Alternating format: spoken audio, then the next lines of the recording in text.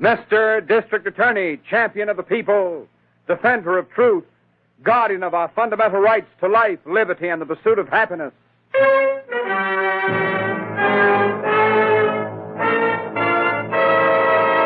Mr. District Attorney is brought to you by Vitalis, Vitalis.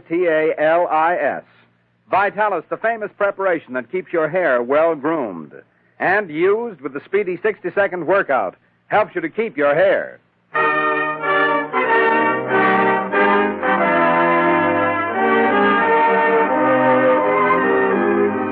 Friends, before we start tonight's dramatic story, I'd like to have a personal word with you.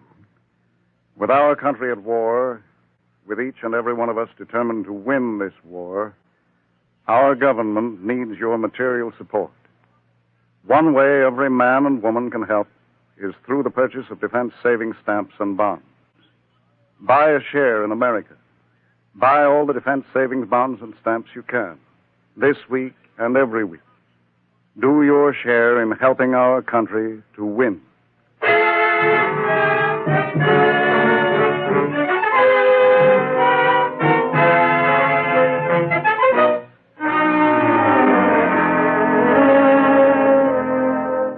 Our story tonight begins in the vaulted, echoing galleries of the City Museum in your District Attorney's city. It is shortly past midnight, and in the lofty Egyptian hall, a single light high in the ceiling casts eerie patterns of black shadow. Suddenly, a phone rings on the desk of the night watchman, rings and shatters the silence of this modern tomb of ancient art.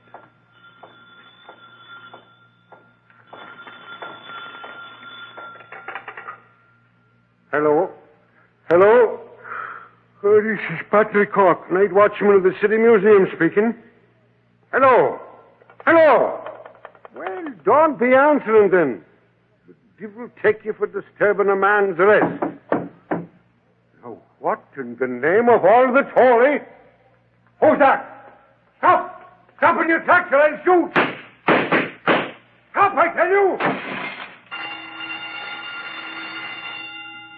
Oh, no, you don't. But I do, my friend. Oh.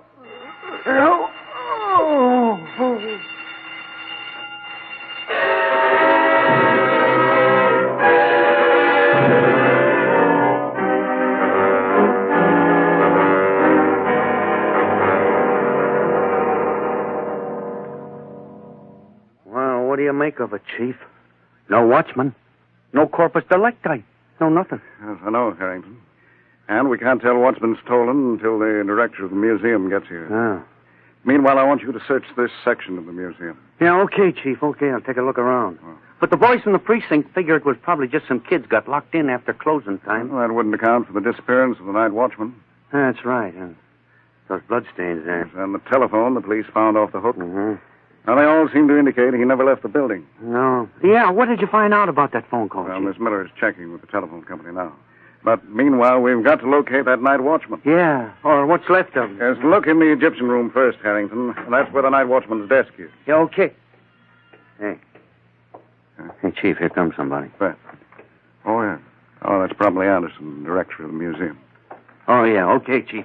If that night watchman's here, I'll find him, dead or alive. Right. How do you do, sir? How do you do? I'm Cornwell Anderson, director of this museum. I'm the district attorney, Mr. Anderson. Oh, how do you do? Exactly what happened here tonight? That's what I'm hoping you can tell me. Well, Patrick Cork, the night watchman, a devoted and trusted guard of long service. I think he could tell... He's vanished. Vanished? Yes. But how? We don't know. But tell me, is there anything in this section of the museum that might easily be sold? Oh, my dear sir, the museum is full of priceless relics. Well, yes, of course. But do you know of any particular item that might be marketable? My word, so you think... Well, yes, now that you mention it, yes. Right in the next room, a real collector's prize. Our latest and proudest acquisition. Yes, what is it? A priceless miniature, a Holbein. Mm-hmm. An exquisite and flawless masterpiece of the golden age of miniature painting. For a moment, I was afraid... Afraid it was stolen? Yes. You see, there was a previous attempt. Yes, when? The last spring. Did you report it to the police? No, it happened in London. In London? Yes, where the miniature was purchased for us. Oh, yes, I see. And is this miniature protected by the burglar alarm system? Oh, yes. Even the breaking of the glass will set off the alarm system. Well, then the breaking of the showcase in the other room must have set off the alarm. Yes. Poor Patrick must have seen the intruders, struggled with them. Then suppose you take me to the case where this miniature is kept. Of course. It's right over here in the corner of the room. I see. Well, there's nothing wrong with this case. No glass broken. No, there isn't. Oh, there's the miniature. No one has touched it. Yeah. Yes. Chief, come here, quick! Who was That's that? Harrington, my chief special investigator. Chief, I found him. I think I found the night watchman. Yes, where is he? Right over there in one of them Egyptian coffins, all laid out like an undertaker's done the job. My word, in a mummy case? Mummy case or coffin, he's in there. Yes, which one? The middle one, the one with the dogs and palm trees painted on it. Here, I'll just open it again. Is he dead? If he ain't, he ought to be. Oh, my word, You said it. Oh, boy, this gives me a turn. I'm used to corpses, but this... Hey, Harrington, this man isn't dead. Huh? He's unconscious, but there's pulse action and a faint heartbeat. Well, for the love of Pete, let's get him out of here. No, he may be suffering from internal injuries. Phone for an ambulance. Yeah, right, Chief, right. Now, we're getting someplace. Poor Patrick, why, what could have happened? You see that red welt around his throat? Why, yes, extraordinary. No, not at all. This wasn't the work of mischievous boys or amateurs, Mr. Anderson. This man was strangled by an expert.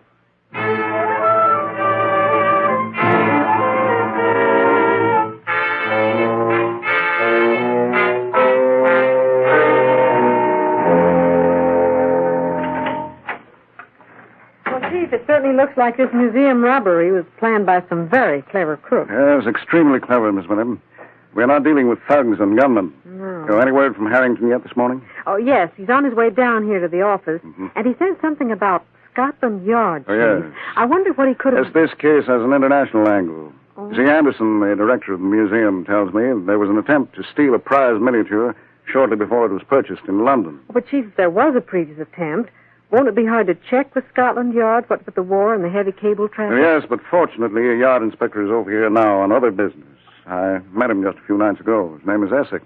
Oh, yes, I've heard of him. I'm having Harrington check with him. Oh, that sounds like Harrington, Chief. He always slams doors. Oh, Chief. Hello. Miss Miller. Hello. Well, it seems Anderson of the museum got a bum steer about that there miniature, Chief. How so? Well, according to the Scotland Yard inspector, they had a man watching the miniature and other things from the time they arrived from Amsterdam until it was shipped over here.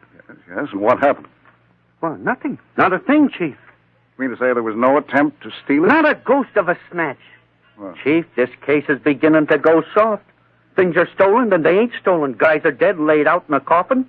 The next thing you know, they're up walking around. And there's a woman in the case, Harrington. A woman? Wouldn't you know it? No wonder nothing makes sense. Where does she fit in? she made the telephone call to the museum just before the watchman was strangled. Well, who is she? Where'd you pick her up? She made the call from a payphone in a drugstore. No, we haven't picked her up. And we haven't enough of a description to broadcast an alarm. Hey, Harrington, let's you and I go back to the museum. And, Miss Miller, Yes, sir. I've jotted down a list of questions here, and I'd like to have the answers as quickly as possible. So phone Mr. Williams, chairman of the board of the City Museum. Right away, Chief.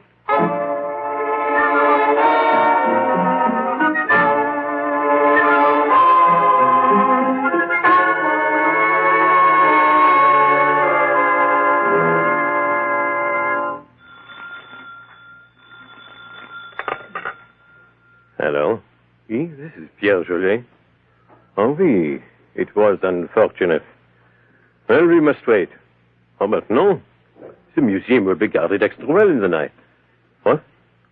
Today is this afternoon? But c'est impossible. Does not matter if you are pressed for the money. But, monsieur, I tell you. Oh, mais oui. This is very clever. They would not expect such a move. You have missed your calling, monsieur. Yes. Who is it? Be quiet, Yvonne, un moment. It is only my confederate, monsieur. And your plan is good. And I shall not fail this time. Now be at your home this afternoon and have the money ready. Au revoir, monsieur. Yvonne, how many times must I tell you? Pierre, you are not going to try again. The police will not be expecting it. But last night you almost killed a man. Many times I have almost killed Yvonne, but never yet. You think you are so very smart. But one day You will hold the silken cord a moment too long, and someone will die. The use of the silken garrote is a fine art, ma chérie. I am master of that art. Even so, why can we not wait? The radio and the newspapers report it will sleet and snow this afternoon.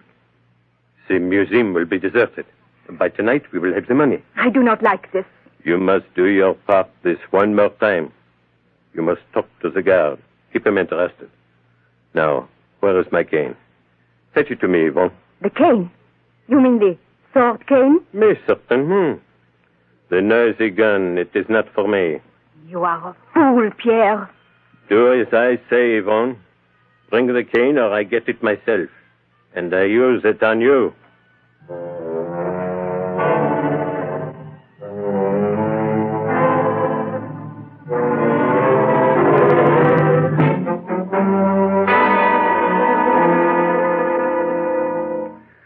Boy, this here museum's nearly as creepy by daylight as it was last night, Chief. Oh, I was meaning to ask you, how come you stopped so long at the police lab? I was having the chief chemist prepare something that may prove to be a solution to this case, Harrington. Well, now that we're... Well, for the love of Mike, or Patrick Cork, I should say. Yes, the night watchman. Good afternoon to you, Mr. District Oh, good Attorney. afternoon. To you, Miss Harrington. How are you, sir? And thanks for your interrupting me premature wait. Think nothing of it, Mr. Cork. Hey, what are you doing on day duty, Cork? Well, after what happened last night, I was transferred to the day duty because they're short-handed here at the museum, owing to a couple of the boys being out sick. Oh, I see. Did Mr. Anderson transfer you? No, it was his assistant. Mr. Anderson's off home for the day with a cold. Huh? Hey, he didn't have no cold at 1 o'clock this morning. Well, I was hoping to get some further information on the history of the Holbein miniature from him. Well, now, his assistant, Miss Jones, might be after having it, sir. Mm-hmm. There's a pamphlet. First, that might do. Go get one of those pamphlets, Harrington. Yeah, okay, Chief. Right. Well, hello, Miss Miller. What brings you here at 90 miles an hour? No time for that now, Harrington. Oh, Chief, I Yes? have the information. Good, but just a minute, Miss Miller. Right. Harrington. Yeah, Chief? Get that pamphlet from the assistant director right away, will Yeah, you? right. Down the hall, first door to the right. Yeah, thanks. Right away, Chief. Now then, let's have that report, Miss Here you Miller. are, Chief. Your hunch was more than right. Ah, yes, so it would seem. Oh, Miss Miller, this is Patrick Cork, the watchman who was nearly strangled to death last night. Oh, hello, Mr. Cork. You had a lucky escape. How do you do, Miss Miller? Sure, and as thankful I am to be alive this day. I should say. Well, Chief, what do you make of the report? Yeah, it's pretty much what I'd expected to have confirmed. Do you have the key to the showcase guarding the Holbein miniature, Cork? I have that, Mr. District Attorney. Good. Open the case, William. Open the case? Yes. Well, now, I don't rightly know, sir. Well, I'll have to disconnect the alarm system first. That'll be quite all right. Well, if you say so, sir, I'll disconnect the wire here at the switch. Would you be wanting to take the miniature out, sir? No. No, I'm not even going to touch the miniature myself. Well, let anybody just try to touch it. I'm itching to get my hands on the devil that came close to choking me to death. Oh, just a minute, Cork. And now get this straight. If anyone tries to steal this miniature, don't raise a hand to stop them. Now remember, don't try to stop them.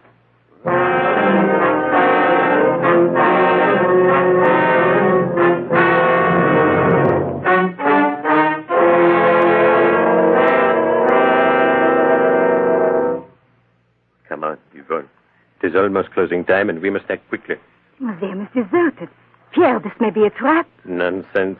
It is sleeting. That is why no one is here, and it is perfect. Now, go talk with the guard. Get him away from the miniature case. Into the Egyptian room. And give me time to cut the glass. Suppose the alarm goes off as it did last night. Even so.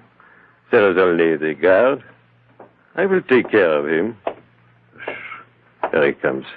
Engage him in conversation for me. Get him away from here. Oh, watchman, I beg your pardon. Oh, good afternoon, miss. What can I do for you? I came to see the Egyptian collection. Where is it? Well, right down the hall, miss, around the corner to your left. Can you not take me there? Oh, that I can. And the gentleman, too. Oh, Why, I beg your pardon. The young lady and I are not together. Oh, I see. And what would you be wanting to see? Nothing in particular. You wouldn't be interested in miniatures now, would you? Please, monsieur, take me to the Egyptian room. Well, I can't now. Speak up, man. Let me hear your voice again. What is my voice to you? It is the same. You tried to steal that miniature last night. You tried to strangle me. You come along with me. Pierre, the old man has recognized you. Yes, so he has. That I have, all right. Now, come along. Not now. I have another idea. Oh. Pierre, you have killed this old man. I have merely destroyed a witness. Come, Yvonne. Now we will get the miniature.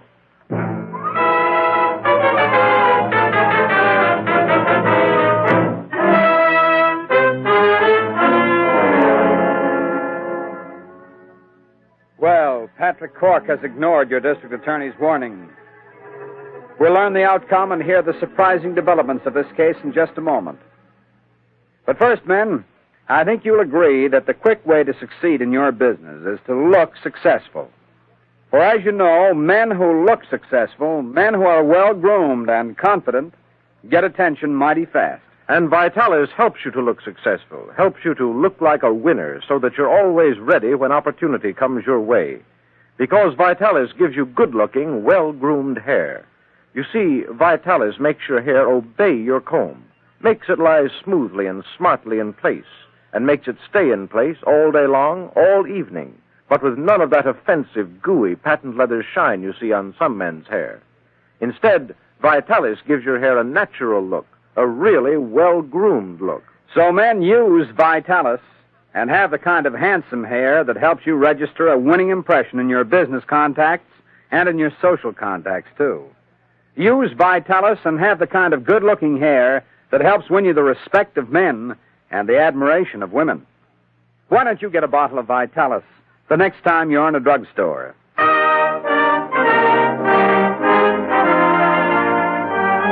Now, back to your district attorney.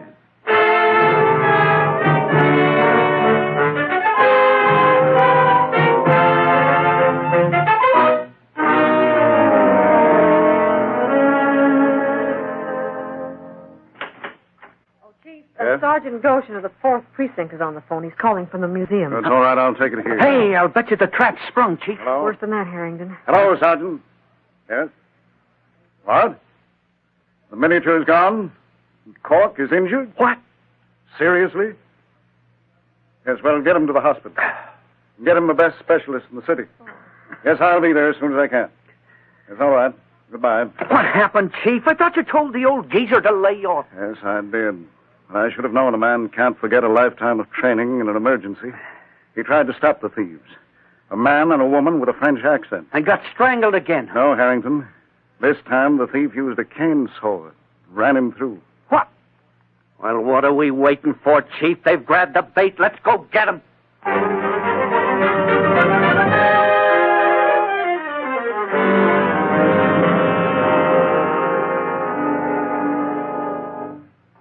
Come into the study, sir. Thank you. Thank you. Was it necessary to bring your wife to my home? Yes, we are leaving the city immediately, Monsieur Anderson. Monsieur, give us the money and let us go quickly. Why? Why are you in such a hurry? What happened at the museum? Did you bungle again? No, this time I have the miniature. But unfortunately... Unfortunately what? Unfortunately, the watchman recognized me and tried to prevent our escape. Oh, how could he? Cork is on the night shift. It would seem that he was transferred to the day shift. Ah, yes, it would. Did you use that silk cord again? No. I had only my cane saw. You murdered the guard? There was nothing else to do. Well, you shouldn't have come here after doing a thing like that. I have no intention of getting mixed up in a murder. It is too late for that, monsieur. You are mixed up with us. And if we are caught, you also will pay for the crime. I have your $5,000. Give me the miniature. I beg your pardon, monsieur. Now we need $10,000. Yes. Murder is a little more expensive. You agreed to sell the miniature for $5,000. I haven't $10,000 and I can't raise it. Well, how much money have you, Monsieur Anderson? $5,000. That's all I agreed to pay, and that's all you'll get. Pierre, we are wasting time. Take the money and let us get out of here. Here is the miniature. Now, where is the money? The money is in my private safe over here. Ah, private vault for all their treasures. This is not the first time you have robbed your museum. That is my business. It seems practice in crime has steeled your nerves, monsieur. Pierre, someone is at the door. Whom are you expecting? Is this some trick, monsieur? I'm not expecting anyone. But the servants are off, and I'll have to answer the door. My car is out front. Whoever it is will know I'm at home. Then go to the door. Get rid of them. Oh, it may be some friend, I'll have to admit for a moment. Here, you must hide.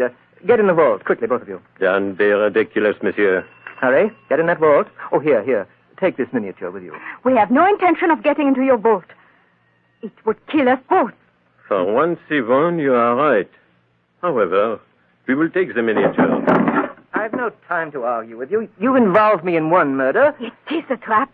He has a gun. A trap or not, get in that vault. It all depends on how badly you've bungled. If it's the police, if they followed you here... Get in, do you hear me, madam? You wouldn't dare use that gun, monsieur. Wouldn't I? I think he would, Yvonne. Come. You know I would. Get in that vault.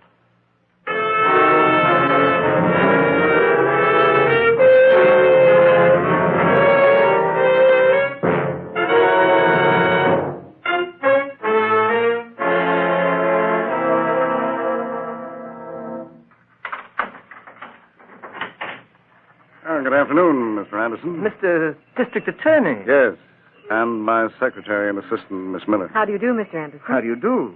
You mind if we come in? The snow is rather wet. Oh, of course. Thank you. I suppose you're here for some more information about the Holbein miniature.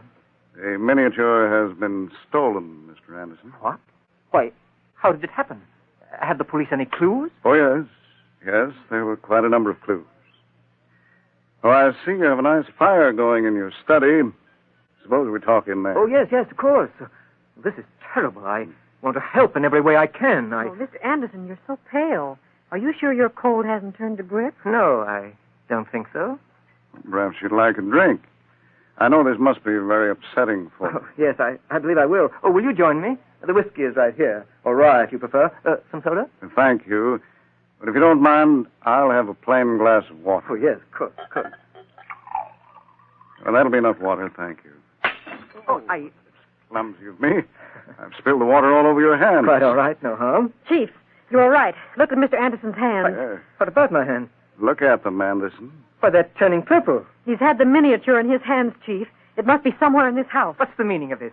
What are you talking about? How dare you insist? Save your indignation, Anderson. Where is the man with the French accent and his woman accomplice? Oh, I don't know. I know nothing about them. We'll get them. The guard described them. Well, then catch them. Why come here and accuse me? Your telltale hand. You've had the miniature in your hands. That's a lie. This purple in my hands means nothing. It isn't proof of anything. Sufficient proof to place you under arrest, Mr. Anderson. Arrest? You're going to arrest me? Yes.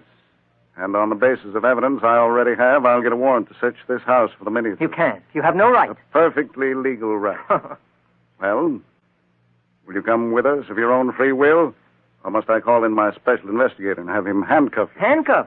Oh, no. I'm not going, and you won't take me. Chief, he's carrying a gun. Yes, so I see. You'd better hand over that gun, Anderson. It's rather late in life for you to start making murder your business. Don't make me kill you. I'm getting away, that's all. Now, don't follow me. I'm going to get away. You ain't going, no. All right, Harrington, not too rough with him. I'm trying to be as gentle as I can. Boy, did I have a time getting in the back way. But I didn't do it. I didn't tell him to kill poor old Cork. I'm not to blame. You're a pretty cold-blooded man, Mr. Anderson. But a judge and jury will decide that. And I think I know how they'll decide. Well, Harrington, just as soon as you've got the handcuffs on him, come over here to this vault. I think that's where we'll find Mr. Anderson's two companions in crime.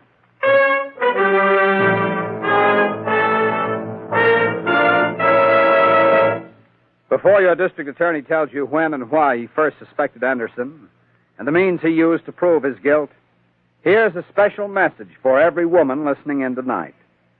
Now, you want your husband or your sweetheart to do all he can to keep the hair he has, don't you? Then tell him about Vitalis and the famous 60-second workout. Yes, tell him to use Vitalis and the speedy 60-second workout because it helps a man to keep the hair he still has. For you see, men, the easy Vitalis workout helps in 4 different ways. 4 very important ways. It loosens up your tight, dry scalp and really gives your hair a chance. It stimulates the circulation. It routs unsightly loose dandruff And it helps prevent excessive falling hair. So, men, why don't you start using Vitalis and have good-looking, well-groomed hair every day? Use Vitalis in that easy, speedy workout, and let it help you to keep the hair you still have. Ask your druggist for a bottle of Vitalis tomorrow or even tonight.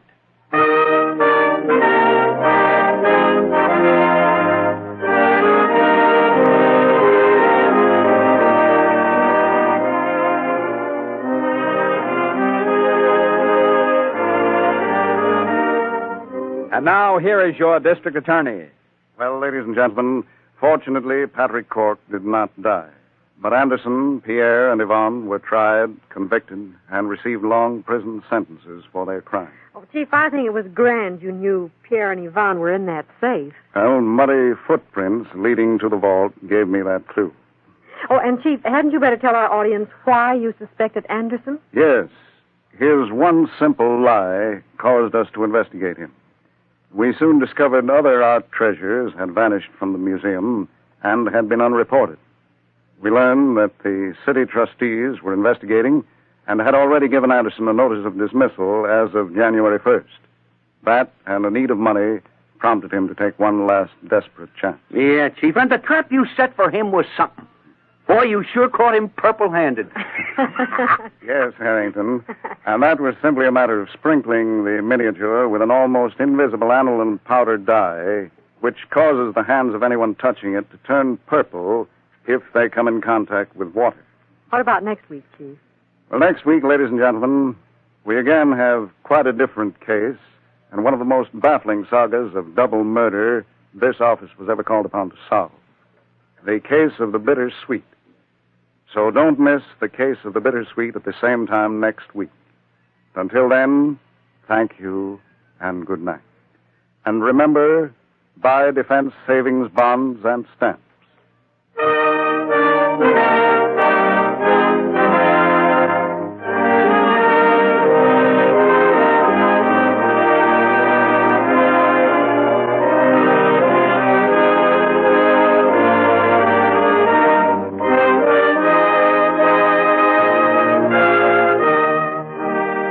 The names of all characters in tonight's dramatization are fictitious, and any resemblance to names of living persons or actual places is purely coincidental. Jay Jostin was featured in the title role, Len Doyle as Harrington, Vicki Vola as Miss Miller. The music was under the direction of Peter Van Steeden, and the author was Jerry McGill. Mr. District Attorney is brought to you by the Bristol-Myers Company, makers of Vitalis, the largest selling preparation of its kind for keeping your hair well groomed. Just think of the word vital and add I-S. Vitalis, Vitalis for your hair. This is the Red Network of the National Broadcasting Company.